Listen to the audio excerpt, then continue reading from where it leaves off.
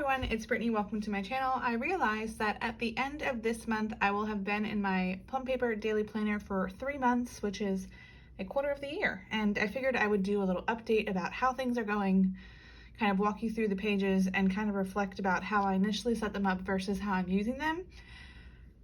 If you don't want to watch the whole video, basically the summary of this video is I love it, and I have already bought a 6-month planner to finish January through June because I am an academic thinker. One of the things that I love about Plum Paper is it's super customizable. So like if starting a planner in November works for you, go for it. But like for me, I need to have it June through July. So this planner started in June, and when I originally, July through June, sorry, not June through July. When I originally got my planner, all that I did was just put down my name, but after watching some Bitly Ditly Has Plans videos, I wanted to, fancy it up. She always decorates her divider pages, which I have started to do. Not sure if I love it, but I definitely love the little extra florals and polka dots that I added to my front page. Haven't done anything here. This is the only part calendar that pertains to this planner, so I have grayed out the areas that I have off from work. Not that this is necessarily a work planner, but just like for planning purposes to know the times that I'm off. And then I circled November 3rd, which is unfortunately the day that my maternity leave ends.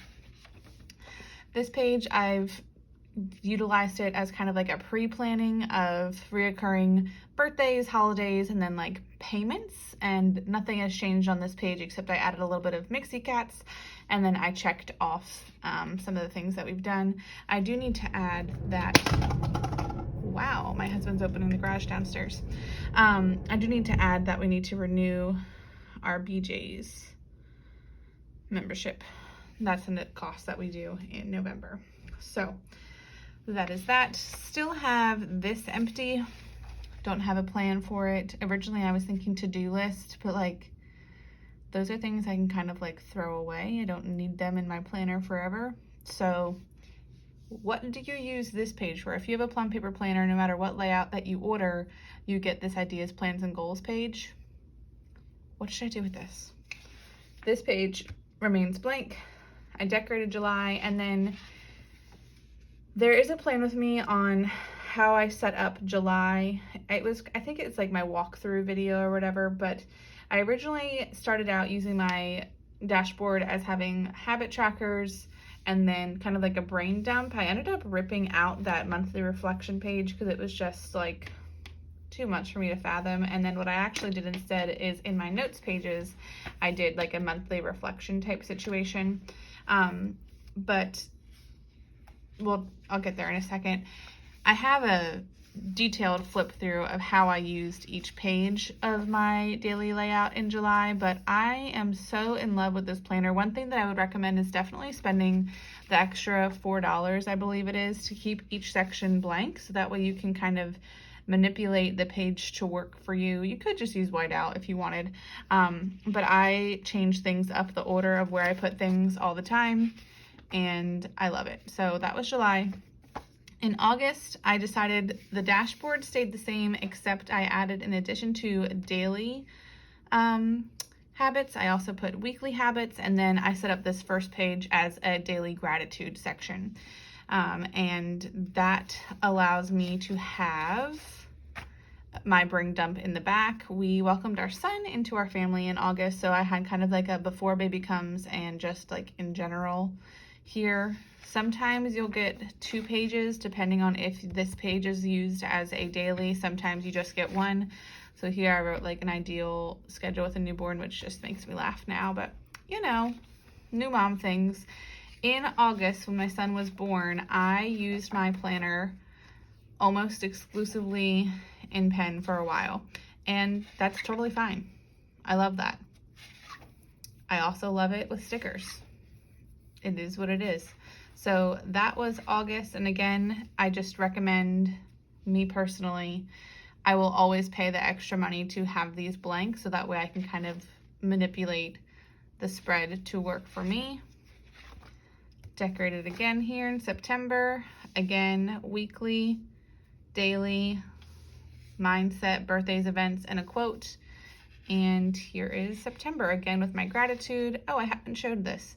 My monthlies I keep like really simple because the A5 size is pretty tiny in terms of like decorating, and I want to make sure that my monthly spread remains super functional because I don't have a weekly overview. So I use my monthly when I'm going to my daily to look. Like, for example, I have not yet done the 29th because that's tomorrow.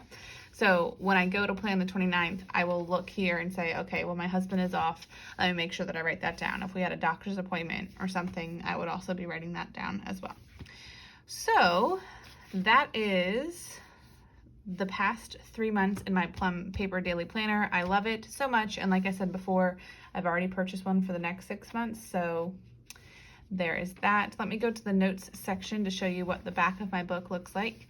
I started doing a vision board for my word of the year, which is nurture, but then I wasn't sure what I wanted to do with these 3 boxes. I just like the way that this page looks.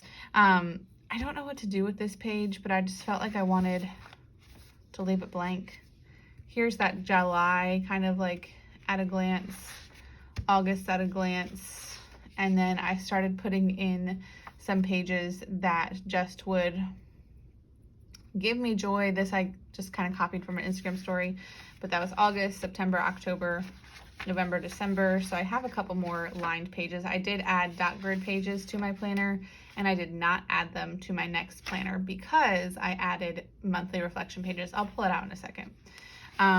Here is that book tracker, and then again, I just have grayed out the days that I'm off, and then in my pocket I have some customized scripts that I had purchased, the October kit that I bought, and then I don't know why I always feel like I want to buy the vinyl pouch because I never use it.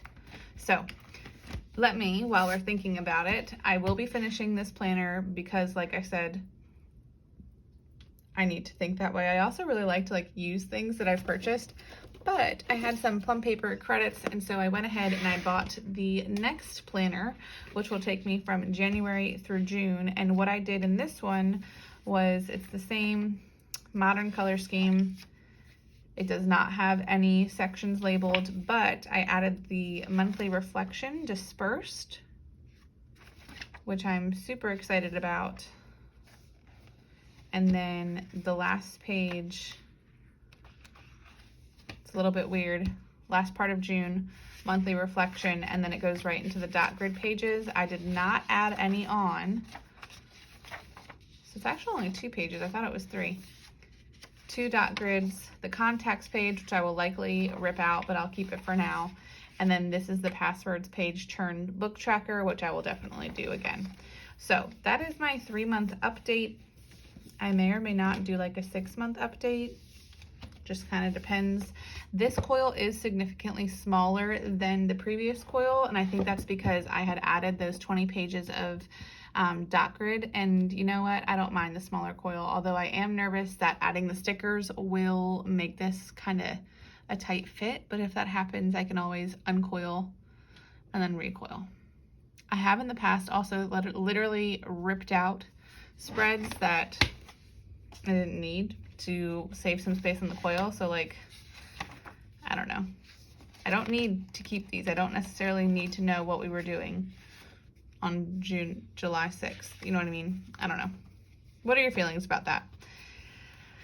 I'm now rambling, so let's end the video here. Thank you so much for watching. If you like this video, please give it a thumbs up. You can also follow me along on Instagram at intentionallybebrez, and I will see you guys in the next video. Bye.